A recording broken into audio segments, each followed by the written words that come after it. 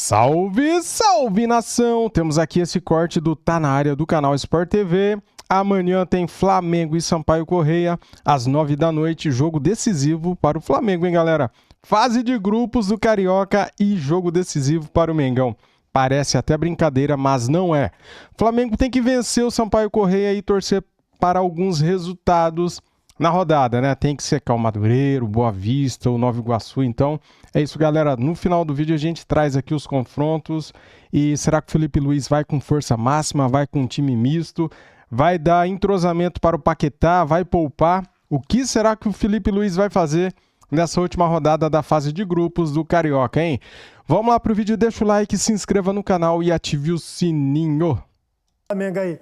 Até para ajudar na questão do Botafogo, vamos botar o Thiago Lima para nos ajudar nessa questão, nosso vulgo Noel, para trazer, cara, até para ajudar no ponto do Botafogo. O que o Flamengo pretende para esse jogo de amanhã contra o Sampaio Corrêa? Vai com o time principal, né? Decisivaço. Reserva especial, né? É outro. O reserva plus, né? Reserva premium. É porque a gente está falando aqui, desde o ano passado, que os times brasileiros buscam não ter mais 11 titulares e sim 22. O Flamengo hoje tem a capacidade de ter pelo menos 22 titulares ali se revezando entre si. E aí, como é que vai ser para esse jogo de amanhã, amigo? Tudo bem? Boa noite. Fala, Robertinho. Boa noite para você, Beli, Lino, Betão. Bom, em relação à escalação, é sempre um mistério. O Felipe Luiz sempre faz mistério na escalação. Ele só anuncia até para os jogadores no dia do jogo, né? Mas o que a gente já pode imaginar? Por exemplo, o Jorginho, que cumpriu suspensão contra o Inter. O Jorginho volta, o Jorginho deve jogar. O Flamengo deve ter os seus principais jogadores ali. Quem está melhor fisicamente, o Flamengo vai pôr pro jogo. Porque é um jogo que interessa muito ao Flamengo, né? O Flamengo até antecipou a programação de volta nos clássicos do Carioca para tentar evitar ter que disputar um quadrangular do rebaixamento, que aumentaria em 2 jogos, né? Nesse calendário apertado do Flamengo, aumentaria em 2 jogos. O Flamengo teria que fazer 6 jogos nesse quadrangular do rebaixamento. Assim, a meta é tentar de qualquer forma evitar isso e aí precisa vencer esse jogo nesse sábado, o Sampaio Corrêa. Então, assim, quem tiver bem, os melhores fisicamente, com certeza vão jogar. A minha dúvida é, por exemplo, o Arrascaeta, que o Flamengo tem uma preparação especial com ele pode ser preservado amanhã. O Paquetá chegou agora, né? Tá jogando, mas pode ser preservado também. Ou o Léo Ortiz é um jogador que fisicamente tá um pouquinho abaixo, pode ser que jogue o Vitão no lugar. O próprio Alexandro, né? Também é um jogador que tá pegando ainda ritmo. Pode ser que a gente tenha o Ayrton Lucas na lateral esquerda. Então, assim, é provável que a gente tenha alguma mudança ou outra. Mas, assim, quem tiver bem fisicamente vai pro jogo. O Flamengo precisa vencer esse jogo amanhã e ainda contar com um tropeço, né? Um tropeço de algum dos 3 concorrentes para conseguir classificar. Então, deixa eu aproveitar até para botar na tela o que os torcedores rivais antes usavam como zoação, provocação. O próprio torcedor flamenguista hoje pegou e falou: me dá essa alcunha aqui que agora vai ser minha. O pacto, como foi? O pacto do Flamengo com o cão, lá com o Sete Pele lá. Teve isso? Para conseguir os resultados, né? O Flamengo termina o jogo contra o Fluminense, termina o clássico, praticamente já no playoff para disputar o rebaixamento, né? Playoff do mal. Exatamente. Precisava de uma série de combinação de resultado. E foram 8 jogos. Lembrando que o Flamengo estava jogando a 5ª rodada contra o Fluminense, mas era a 4ª rodada para todo mundo. Jogo antecipado, né? Exatamente. Então tinha jogo à beça. E em 8 resultados foram favoráveis ao Flamengo. Em todos esses 8 resultados que você está vendo na tela. Como é que é? O que você está querendo dizer com isso? Nada, né? Ah, tá. Então, galera, o Flamengo só precisa agora de um resultado de 3 para se classificar para o mata-mata. Pacto? É o pacto com o mochila de criança, lá o Sete Peles. Foi aí o pacto do Flamengo que foi acionado e deu certo, cara. E ainda continua, né? Tem que continuar no amanhã, né? Continua, porque tem que ganhar amanhã do Sampaio Corrêa. E torcer contra Madureira, Nova Iguaçu e Boa Vista. Você sabe que eu tô há quase 20 anos aqui no Rio. Quando eu cheguei, eu ouvia falar esse tipo de coisa, eu custei a entender. Hoje eu entendo. Os apelidos essa do pacto. Não, essa do pacto aí é sensacional. O pacto, né? Mas esse pacto hoje é real, cara. Lembrando, o Flamengo precisa de que um desses que estão à frente, ou Madureira, ou Nova Iguaçu, ou Boa Vista, percam e ele vença para poder passar para a próxima fase e continuar na luta. Também não tá pensando que o Real Madrid perca, que o Barcelona, o Bayern de Munique, já viu que tem 3 derrotas capaz, seguidas. Né? Aí o Bayern seria mais complicado. Mas já viu que é bem capaz, né? Porque com 8 jogos deram certo, pô. Agora o Flamengo precisando só ganhar. E bom lembrar também, né, Noel? Uma vitória do Flamengo amanhã pode classificar não só o Flamengo, mas ainda classifica o Vasco indiretamente. Porque se o Sampaio Corrêa vence o Flamengo, obriga o Vasco a ganhar do Botafogo no domingo, né? Tem isso, mas assim, não passa... Questão de rival nem passa pela cabeça do Flamengo, né? O Flamengo tá de fato focado nele porque precisa, depende dele e dos outros. Né? O Flamengo tem que vencer e torcer para um desses tropeços. No caso do Nova Iguaçu pode até empatar. Se o Flamengo vencer o Nova Iguaçu empatar, o Flamengo passa. Diferente do Boa Vista e Madureira, que precisam perder os jogos deles. Lembrando que é um só, né? Um desses 3 resultados, o Flamengo vencer e um desses 3 resultados acontecer, o Flamengo passa e consegue essa classificação, né? Consegue evitar o que seria um vexame, né? Institucionalmente para o clube ter que disputar um quadrangular de rebaixamento. O Flamengo nunca disputou, nunca brigou contra o rebaixamento na história do Carioca. Ele já teve campanhas muito ruins, já teve campanha que ficou em último, mas era em épocas que não tinha rebaixamento, né? Então, se o Flamengo está tentando evitar um cenário que seria, de fato, desastroso institucionalmente. Eu sei que é difícil a gente pensar em questões assim, hoje em dia. Mas, dada a importância que os clubes grandes têm para os campeonatos estaduais continuarem existindo com a força que se espera e as atuais circunstâncias de campeonato brasileiro começando lado a lado, eu acho que vale as federações pensarem que não é legal não ter esses caras, né? Tem que dar uma resguardada ali de tipo, no Campeonato Paulista hoje a gente vê o Santos e o São Paulo com risco de rebaixamento. Aí você pega o Flamengo e o Vasco correndo o risco de jogar um play-off que leva para um rebaixamento no campeonato estadual. Não é bom para ninguém esses caras serem rebaixados. Sim.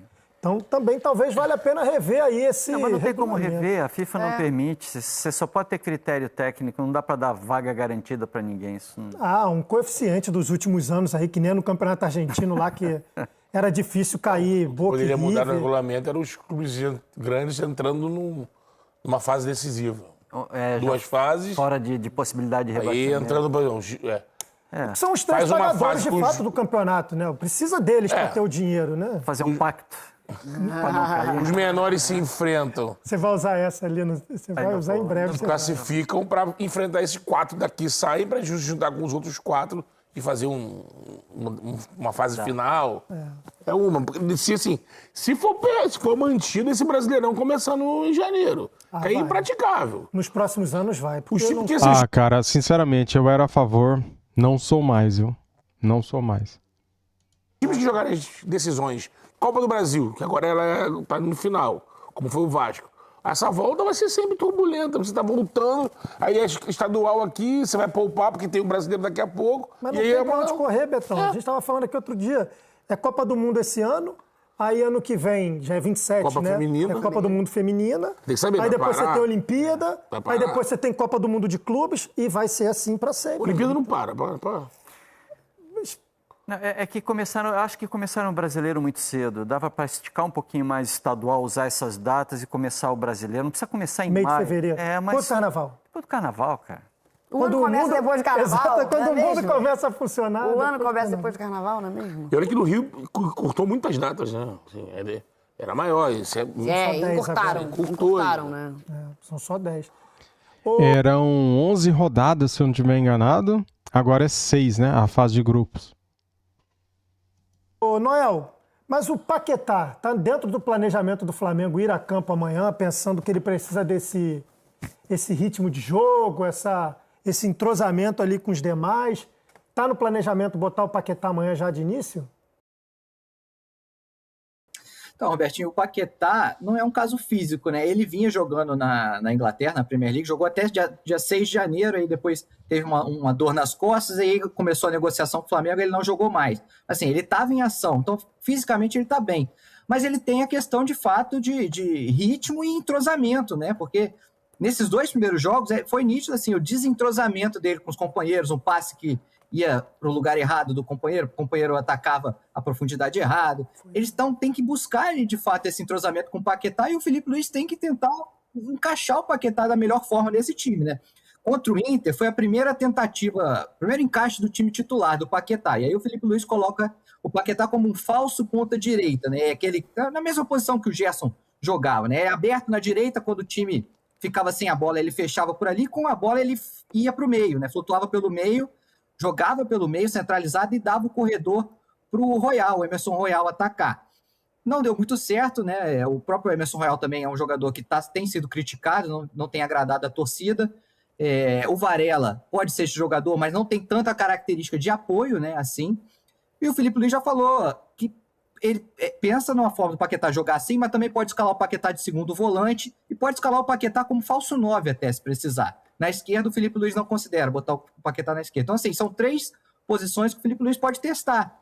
Mas, de fato, o Felipe Luiz tem, assim, vamos botar entre aspas, né, problemão, uma dor de cabeça boa, assim, né, porque você tem um baita jogador, uma maior contratação em termos financeiros, né, na história do futebol brasileiro, e, obviamente, você tem que botar para jogar. Você tem que dar um jeito de encaixar o Paquetá nesse time. E aí, provavelmente, amanhã é uma outra oportunidade de o Felipe tentar esse encaixe nele, seja na direita, ou seja de segundo volante, seja mais avançado. Mas ele tem que, de fato, fazer esses testes e buscar um entrosamento que ainda é nítido que está faltando. Você iria com o Paquetá amanhã, Beli? Não, Não? não. Você iria, Lino? Ele precisa de ritmo, né? Ele só vai ganhar ritmo jogando. Não é uma ideia botar ele amanhã. Eu iria também. Eu colocaria no segundo tempo junto com a Arrascaeta para entrosar, galera. O que vocês acham? Comente aqui. A sua opinião é a mais importante. Vamos lá. Eu iria, e se o jogo fosse resolvendo... Agora tem um detalhe, cara. O Paquetá, ele tem objetivos maiores do que isso que eu vou falar aqui. Então, não sei se isso vai acabar afetando o Paquetá como afetou esse jogador que eu vou citar. Mas os objetivos dele é claro. Ele quer ter ritmo para chegar bem na Copa. Ele tá nesse... Agora, me parece, nesse início de chegada do Paquetá, observando a manifestação de imprensa, torcida, de adversários. Eu tive um exemplo lá no chá, lá que a gente fazendo uns premier com o jogo do Inter, a gente recebeu um torcedor do Inter. Então, assim, o tempo todo que ele falava, me parece que essa chegada do Paquetá tá tendo nesse início o impacto da chegada do Neymar na Liga Francesa. Eu não sei se a gente vai ter o que a gente viu com o Neymar, que é até a arbitragem participando disso.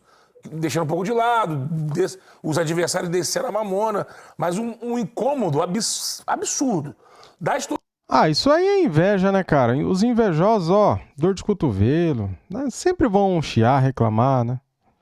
Torcidas adversárias, aí é normal que você vai partir pra... Que é isso? O Flamengo achando que ele é o quê contra o Paquetá?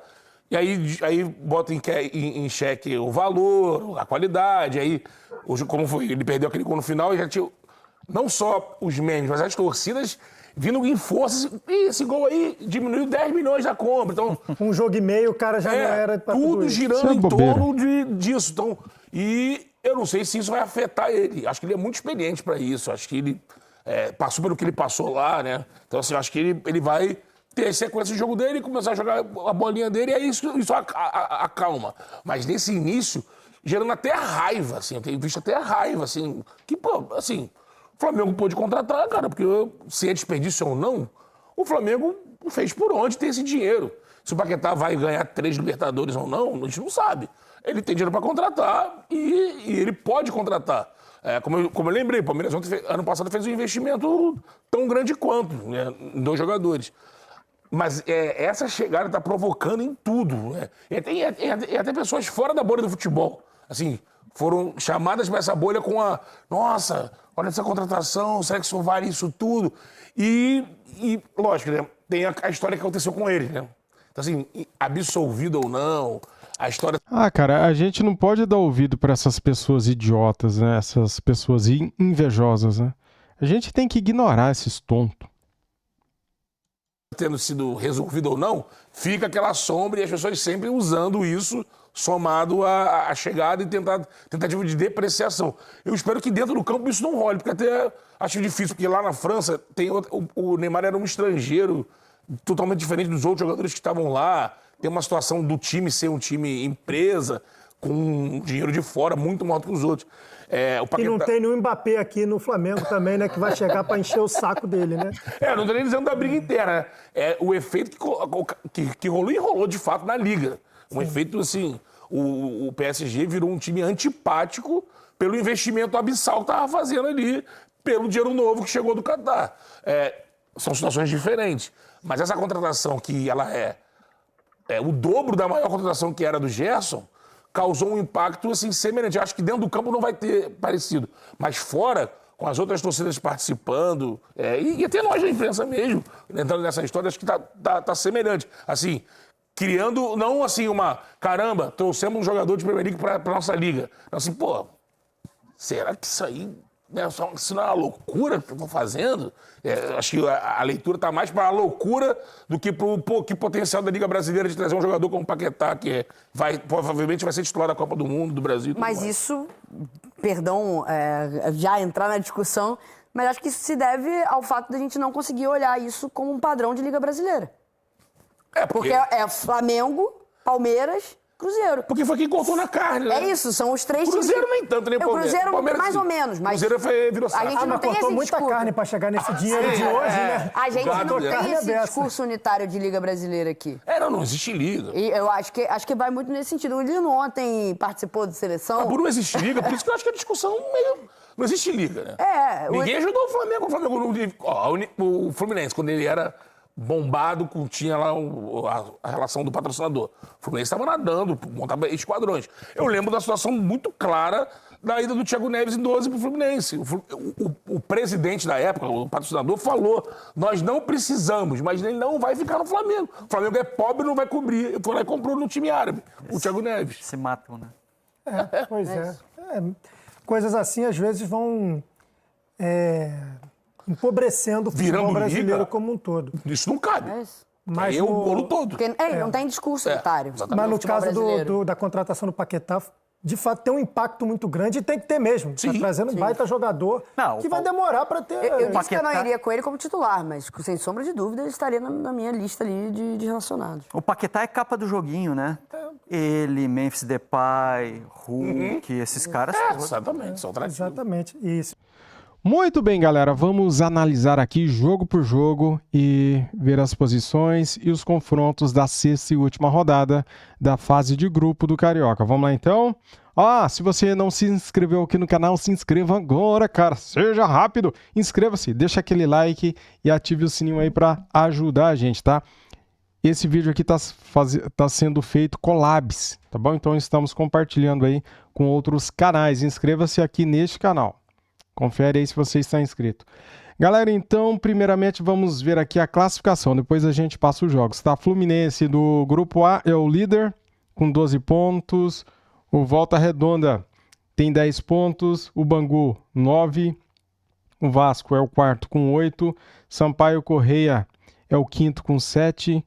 A Portuguesa é o sexto com 4 pontos. No Grupo B, o Botafogo é o líder com 9.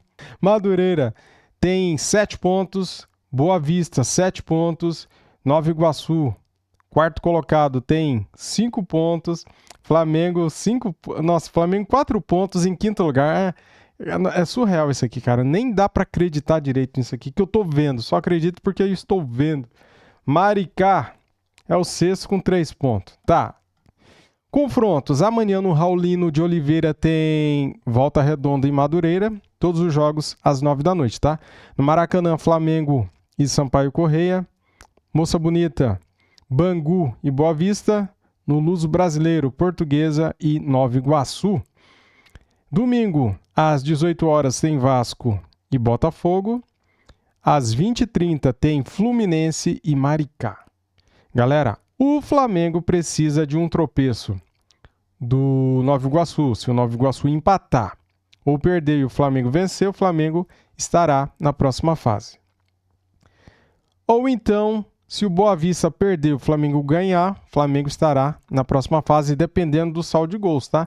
O saldo aqui do Boa Vista é -2, Flamengo -4. Tem os saldos de gols, a gente tem que fazer essa conta. E o Madureira aqui, galera, se o Madureira perder e o Flamengo vencer, né? Saldos de gols do Madureira, -1.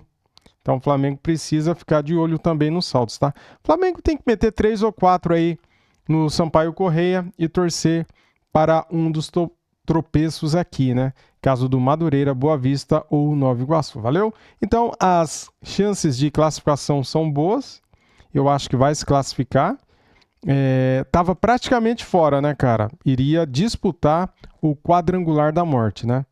Mas, depois daqueles resultados que a gente viu aqui no meio do vídeo, as combinações, o Flamengo está vivo para poder se classificar para o mata-mata aí do Campeonato Carioca, para as quartas de final. Pessoal, deixa aquele like, se inscreva no canal e ative o sininho. Tamo juntos, valeu? Saudações, fui!